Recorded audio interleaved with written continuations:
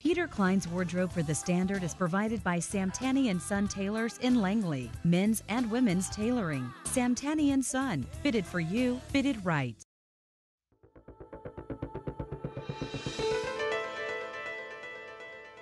I'm back with Anne Bercht, the author of My Husband's Affair Became the Best Thing That Ever Happened to Me. Joining us is Anne's husband also, Brian Bercht. Welcome. Hi. So Brian, we just heard Anne's story. Maybe you can tell us a little bit about the story from your perspective. If you wouldn't mind, how did this affair start?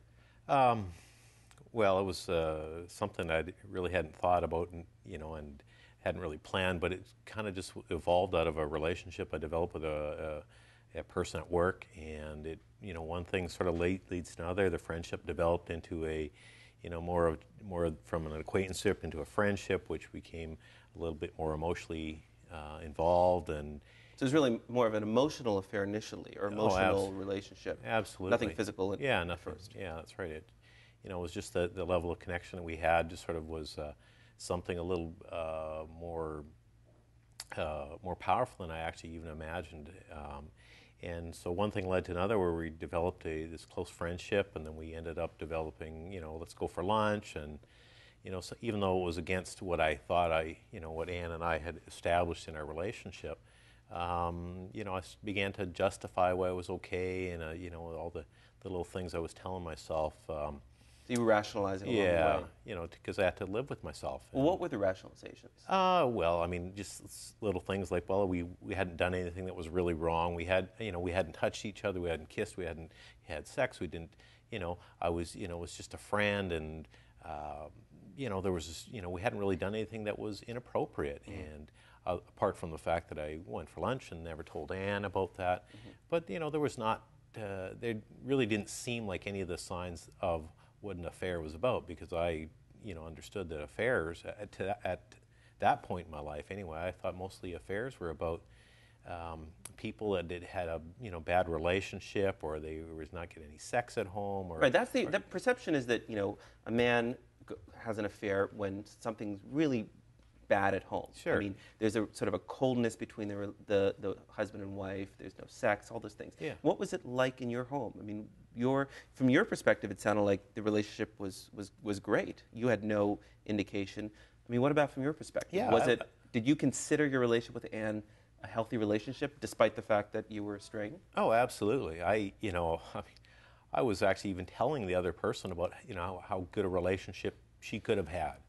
And because I was looking at what Anne and I did, and our relationship was quite strong, and we actually, I was one of those few guys that would read actually a relationship book that of course I probably didn't buy any of them, but I did read them, and mm-hmm. I actually practiced some of the things that were said in there, and so our relationship was quite strong, and we weren't fighting, we were getting along. We actually, our sex life, intimacy. Our sex life was great, and so all the telltale signs of what I perceived an affair was about, those were not anything that were happening in my life. And so then so my thought is, with the other person, developing this friendship is really all what I thought it was, seemed just sort of appropriate. And and as that relationship kind of deepened, and I got closer to the boundary of what was right and wrong, that's when the affair really kind of was sort of taken over, and all the rationalization, justifications that go on in my mind just went out the window. Well, they all still made sense, because they were all incremental, mm-hmm. And so I went from doing one thing, and I moved it. Well, how do you rationalize sleeping with someone else? Well, at that point, when you're actually physically involved, then you're already over the line, right? And then it was, like in our work, what we do now, I tell people it's about, we push this boundary, we get to this boundary. What we don't do is the boundary isn't permanent. It moves, and we just push the boundary so far. But then when we're sleeping with them or having some level of intimacy on a physical level, we already know that we're on the other side of that. And then what I say is we play this thing called the hoping game. It's like we hope that we'll wake up from our dream, right. Or that we hope the other person gets hit by a bus or something, one of those things. But Well, Anne told us about when you Yeah. revealed to her about the affair, and then you moved out.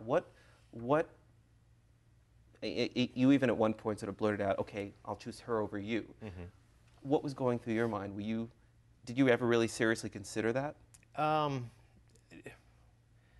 Right at that time, I mean, I might have thought about it a little bit. I mean, it wasn't. I was just kind of looking for some space to escape, and there was certainly pressure from Anne. There was certainly a lot of pressure from the other woman to kind of, to move our relationship to that sort of next level. And And the reason you revealed this whole thing was partly because of pressure from her that you were afraid she might reveal it to your wife. Yeah, right? there was probably a little bit of a cowardly act, but then also I felt that at some level that I did have some responsibility. I mean, to tell Anne, I thought if she found out that through somebody else, it would be kind of, that would probably be the hardest thing. So I figure at some level I could tell her and see how she reacted, and of course didn't think we'd ever survive. Right. Well, Anne, let me ask you, this is sort of I think the common wisdom that I better tell her so she doesn't find out from someone else. Is it better that he told you, or?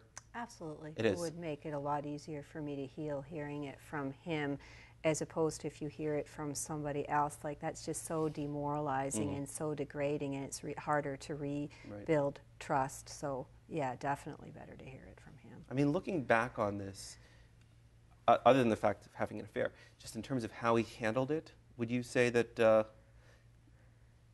being honest with you, getting a little space to sort of figure out what's going on, was that the right way to handle it?